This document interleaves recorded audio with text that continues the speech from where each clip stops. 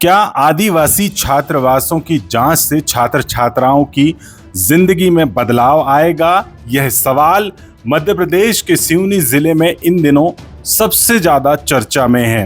राज्य और केंद्र सरकार आदिवासी छात्र छात्राओं के उत्थान के लिए हर साल करोड़ों रुपए खर्च करती है, लेकिन जिले के लखनदौन, कुरई, धनोरा, घनसौर और छपारा जैसे आदिवासी विकास खंडों में संचालित छात्रावासों और कन्या परिसरों में रहने वाले विद्यार्थियों को भोजन और शिक्षा और रहने की सुविधा उपलब्ध कराने के लिए अलग अलग योजनाएं चलाई जाती हैं। जानकारी के अनुसार राज्य सरकार एक छात्र पर हर महीने करीब 1300 से अधिक रुपए केवल खाने पीने की व्यवस्था पर खर्च करती है। इसके अलावा भवन, बिजली, पानी, कर्मचारियों के वेतन, फर्नीचर और अन्य सुविधाओं पर भी बड़ी राशि खर्च की जाती है।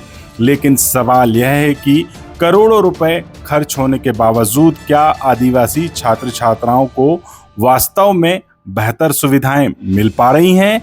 दरअसल सिवनी जिले में जनजातीय विभाग की एक जांच टीम लगातार छात्रावासों का निरीक्षण कर रही है। दावा किया जा रहा है कि व्यवस्थाओं का जायजा लिया जा रहा है, लेकिन कई जगह जांच को केवल औपचारिकता के रूप पर निभाई जा रही है। सूत्रों की माने तो कई छात्रावासों में भोजन की गुणवत्ता और साफ सफाई और विद्यार्थियों की सुविधा और व्यवस्थाओं को लेकर पहले भी शिकायतें सामने आती रही हैं। ऐसे में अब सवाल उठ रहा है, क्या इस जांच से क्या वास्तव में सुधार होगा या फिर मामला फाइलों तक ही सीमित रह जाएगा? इस पूरे मामले में सिवनी जनजातीय विभाग के सहायक आयुक्त लालजी राम मीणा का कहना है कि विभाग लगातार निरीक्षण कर रहा है और जहां भी कमियां मिलेंगी वहां कार्रवाई भी की जाएगी।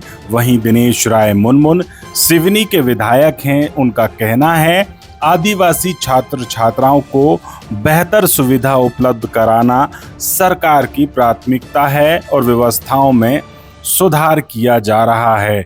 दूसरी तरफ कांग्रेस प्रवक्ता ने निरीक्षण प्रक्रिया पर सवाल उठाते हुए कहा है, यदि निष्पक्ष जांच हो जाए तो कई बड़ी गड़बड़ियां सामने आ सकती हैं। अब सबसे बड़ा सवाल यह है कि क्या करोड़ों रुपए खर्च करने के बाद भी आदिवासी छात्राओं और छात्रों की क्या तकदीर बदल रही है और वहां की तस्वीर बदल रही है?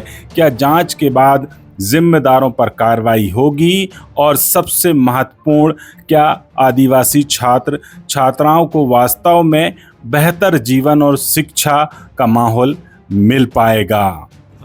सिवनी जिले में छात्रावासों की व्यवस्थाओं को सुचारू रूप से संचालन करने के लिए ये निरीक्षण करवाया जा रहा है। एक्चुअल में ये निरीक्षण नहीं है, ये छात्रावासों की स्थिति को ज्ञात करने के लिए कराया जा रहा है कि मच्छर जाली कहाँ नहीं है, बल्ब कहाँ नहीं है, ट्यूबलाइट नहीं है, लाइट बात साफ नहीं है, गेट कहाँ ख़राब है, कहाँ पलंग की कमी है, कहाँ कुर्सी टेबल की कमी है, कंप्यूटर कहाँ चालू नहीं है, प्रिंटर कहाँ चालू नहीं है। तो चूँकि सिवनी ज़िले को हम अव्वल प्रथम स्थान पर लाने के लिए, दूसरे शब्दों में ये कहें कि बहुत अच्छी स्थिति लाने के लिए काम कर रहे हैं, जिसके लिए ये निरीक्षण करवाया जा रहा है। इस प्रकार के छात्रावासों का भी हम चिन्हित कर रहे हैं कि अगर जैसे किसी की छत खराब है, आरओ खराब है या पानी भरा हुआ है तो उसको भी हर बार इन हॉस्टलों की तो निरीक्षण होते ही है, लेकिन हमारी जिला कलेक्टर मैडम ने अच्छा पहल किया है कि इसको समय से पहले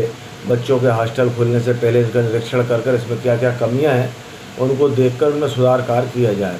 अब ये ट्राइबल विभाग को तो निरंतर प्रक्रिया है, ये ऐसा क्यों होगी एक साथ निरीक्षण करने की आवश्यकता पड़े। इनको समय के पहले ही हर बार निरीक्षण के खुद वहाँ पर छात्रावास अधीक्षक रहते हैं, इनकी टीम जाती है निरीक्षण करने।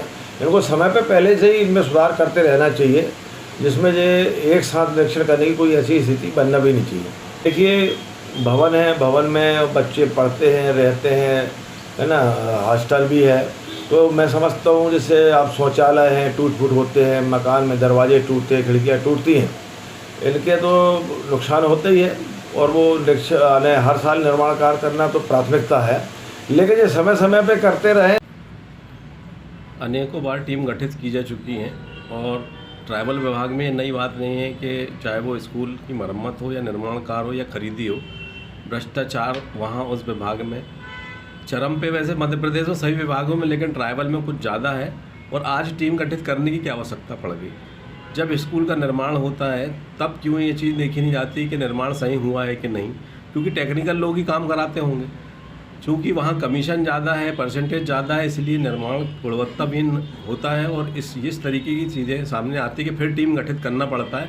इसी तरह खरीदी में भी ले लो आप कि इतने घटिया स्तर के सामान ट्राइबल विभागों में खरीदे जाते हैं, सिर्फ 50 से 60% कमीशन रहता है। जब इतना % कमीशन भ्रष्टाचार की भेंट चढ़ जाएगा तो आप कैसे उम्मीद करेंगे कि कोई गुणवत्तापूर्वक सामग्री मिलेगी? तो ये सारा मिला जुला खेल है, चाहे यहाँ के जनप्रतिनिधि हों, चाहे सरकार में बैठे लोग हों, चाहे अधिकारी हों, सबकी मिली भगत से ये भ्रष्टाचार किया जा रहा है और कोई इस पर बोलने को तैयार नहीं है। समिति गठित मात्र औपचारिकता रहती, वो भी जाएंगे, उनका जो हिस्सा है वो मिल जाएगा, क्लीन चिट दे देंगे और लीपापोती कर देंगे जांच में।